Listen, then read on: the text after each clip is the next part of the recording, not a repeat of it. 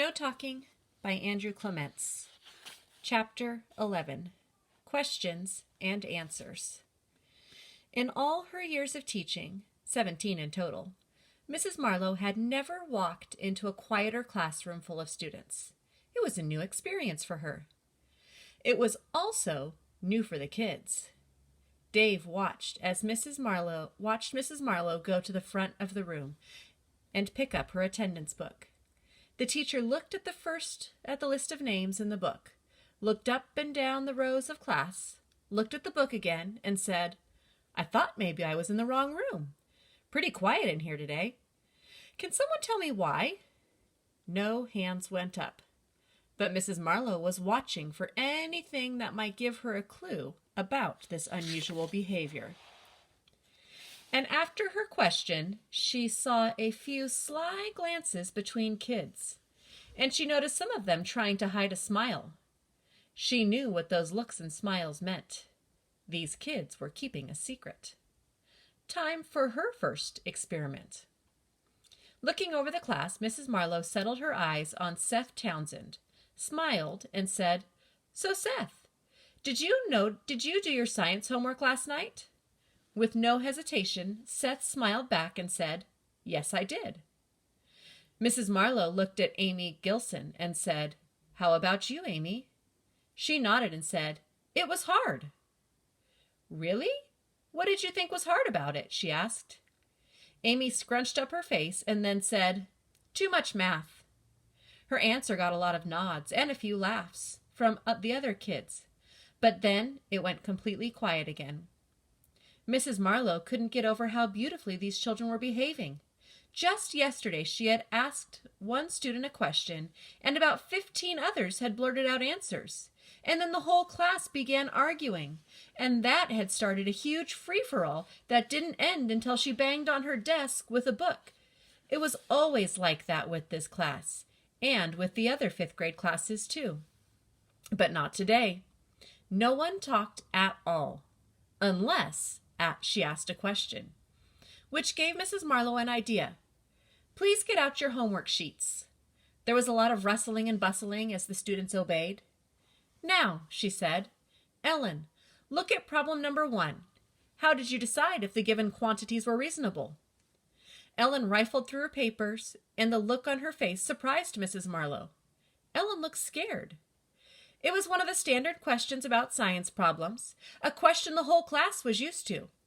But the girls seemed completely confused. Mrs. Marlowe could see that she'd done the assignment. Plus, Ellen was one of the best science students. What was she so scared about? After a few moments of what looked like absolute panic, Ellen calmed down. Then very slowly she said, "The numbers worked." Mrs. Marlowe waited for the rest of her explanation. It didn't come. "Right," she said. "And I made estimates," Ellen said.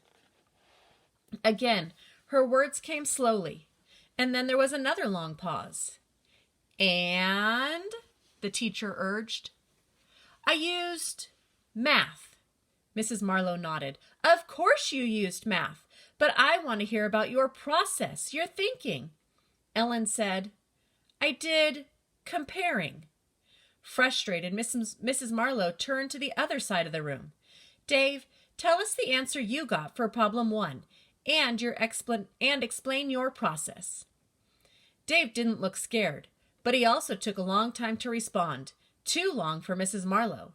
She said, "I'd like your answer today, Mr. Packer." Slowly, Dave said, 440. 440 what?" prompted Mrs. Marlowe. "Barrels of oil," said Dave, slowly. "Per," said Mrs. Marlowe. Dave said, "Per day." "Wrong," said Mrs. Marlowe. "Look at your work and tell me what you forgot." She was losing her patience. Dave frowned and squinted at his paper. He nodded and then slowly said, The first day." A ripple of giggles swept through the room. Girl giggles. Mrs. Marlowe snapped. Since when did wrong answers become funny? The science teacher thought. Are they all pretending to be stupid today?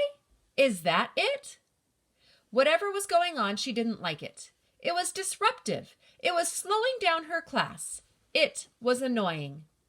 And suddenly Mrs. Marlowe was in no mood for games. She was not going to play along. If these kids wanted quiet, then that's what they were going to get.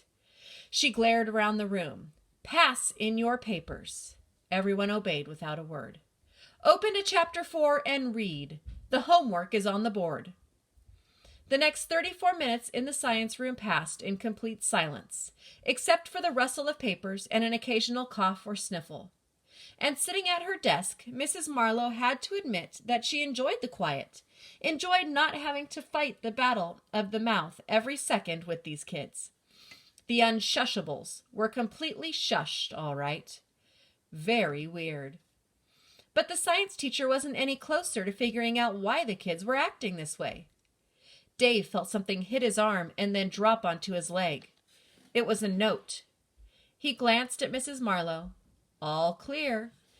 So he slowly reached down, picked up the note, and unfolded it. You said, the first day. Counts as a word. So you said 4, and you cost the boys 1 whole point. Loser. Ha ha. Lindsay. Dave knew Lindsay was sitting 2 seats back on his left, and he knew she was waiting for him to turn around so she could give him a sickly, sweet little smile. So he didn't turn around. But he felt the tops of his ears getting pink, and he began thinking of a million things he wished he could say to her, all sorts of clever insults like, if brains were money, you'd be broke. Or, wow, you can count to 4. Or, I had a pet turtle that... Mr. Packer, bring it here. Dave snapped to attention and looked up to see Mrs. Marlowe staring at him, holding out her hand. Putting on his best innocent face, Dave said, What? The note. Here. As Dave walked up and dropped the note into Mrs. Marlowe's hand, the bell rang. Mrs. Marlowe tucked the paper into her pocket and then stood up quickly, because when the bell rang, she had to hurry out her door and try to maintain law and order in the hallway between classes. But of course, there was no need for the corridor police. Not today. Mrs. Marlowe watched all the 5th graders move from room to room, smiling, waving, making faces, nodding at each other. There were a few laughs and whistles, and she heard Tyler Rennert make a loud snort in the general direction of some girls. But there was no talking. She looked across the hall and caught Mrs. Escobar's eye, and they both smiled and then shrugged at each other. And since there wasn't any patrol work to do, Mrs. Marlowe reached into her pocket and pulled out the captured note, and she read it. For a logical person like Mrs. Marlowe, Lindsay's note to Dave was like the Rosetta Stone, a key that helped her begin to understand what she had seen and heard on the playground and then in her classroom. So, this whole thing was something about counting words. More than 3 words resulted in a penalty, which explained all those short answers from Ellen and Dave. And it was the boys against the girls. Nothing new about that. Not with this group. And they were all trying to keep quiet. Mrs. Marlowe remembered the jinx game from her own school years. When 2 people said the same word at the same time and then had to keep quiet, maybe it was like that. Except this wasn't 2 people. It was more than 125 of the most talkative children on planet Earth. As chunks of the puzzle began to fall into place, Mrs. Marlowe immediately thought, the others are going to love this. She meant the other teachers. But then her scientific curiosity kicked in, and she thought, why spoil the kids' experiment? And I should really let the other teachers figure things out on their own. And, of course, my preliminary findings could be wrong. I should certainly gather more data before I present my theory to the scholarly community. And as Mrs. Marlowe chuckled at her private joke, she said to herself, kids.